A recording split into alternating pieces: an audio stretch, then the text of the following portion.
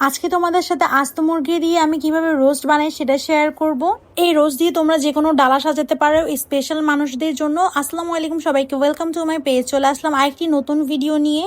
আস্ত মুরগির রোস্ট বানানোর জন্য এখানে আমি ফার্স্টে সোনালী মুরগিগুলোকে ভেজে নিয়েছি। আর আজকে আমি সোনালী মুরগি নিয়েছি। তোমরা যে কোনো সাইজের মুরগি নিতে পারো, পোলট্রি মুরগিটাও ইউজ করতে পারো। আর মুরগির সাইজটা একটু ছোট ছিল, এই জন্য আমি দুইটা ইউজ করেছি।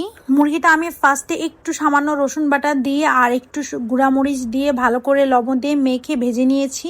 আর এখানে হচ্ছে আমি গরম মশলা, পেঁয়াজ ফার্স্টে একটু তেলের মধ্যে ভেজে নিয়েছি। ভাজার পরে এখানে হচ্ছে ধনে গুঁড়া, জিরার গুঁড়া, আদা রসুনের পেস্ট, পেঁয়াজের বাটা এগুলো দিয়ে ভালো করে মশলাটা কষিয়ে নিয়েছি একটু পানি দিয়ে। দেন এটার সাথে আমি টমেটো সস দিয়ে ভালো করে মশলাটা কষিয়ে নিচ্ছি আগেই। এরপর মশলাটা কষানো হয়ে গেলে আমি চিকেন দুটো দিয়ে দিব এটার সাথে। আর এরপর একটু নেড়ে চেড়ে চিকেনগুলোকে আগে মশলার সাথে ভালো করে কষিয়ে নিব। রোস্টের মধ্যে কিন্তু এই মশলা কষানোটাই ইম্পর্টেন্ট। মশলাটা ভালো করে কষানো হলে আপনার রোস্টটা খেতেও বেশ ভালো হবে। তো এই দিকটা অবশ্যই নোটিস করবেন। আর এখানে কষানো হয়ে গেলে আমি এখানে 4 টেবিল চামচের মতো টক দই নিয়েছি। আর টক দইটা আমি ভালো করে ফেটে নিয়েছি, ফেটে তারপর এটার সাথে অ্যাড করে দিয়েছি।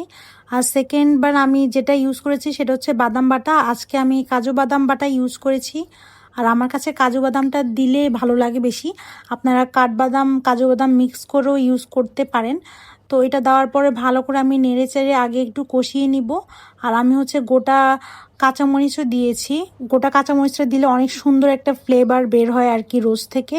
আর এখানে হচ্ছে আমি সেদ্ধ করার জন্য চিকেনটা পানি দিয়ে দিব। আর সাথে হচ্ছে হাফ কাপের মতো দুধ দিয়ে দিয়েছি, লিকুইড মিল্ক। রোস্টটা ভালো করে সেদ্ধ হয়ে গেলে লাস্টের দিকে যখন গ্রেভিটা শুকিয়ে আসবে তখন আমি এখানে 2 টেবিল চামচের মতো গুঁড়ো দুধ দিয়ে দিয়েছি। আর সাথে ঘি দিয়ে দিব। এই গুঁড়ো দুধ আর ঘি দিলে অনেক সুন্দর একটা মাওয়ার ফ্লেভার আসে। লাস্টলি আমি চিনি আর কেওড়া জলটা অ্যাড করে দিয়েছি। এটা অবশ্যই দিবেন, কেওড়া জল দিলে অনেক শাহি একটা ফ্লেভার আসে। তো এখানে আমি ডালাটা সাজিয়ে নিয়েছি। আর এই ডালাটা কার জন্য সাজিয়েছি সেটা আপনারা আমার ব্লগে দেখতে পারবেন। তো কেমন লেগেছে আজকের ভিডিওটি আমাকে কমেন্ট করে জানাতে ভুলবেন না কিন্তু।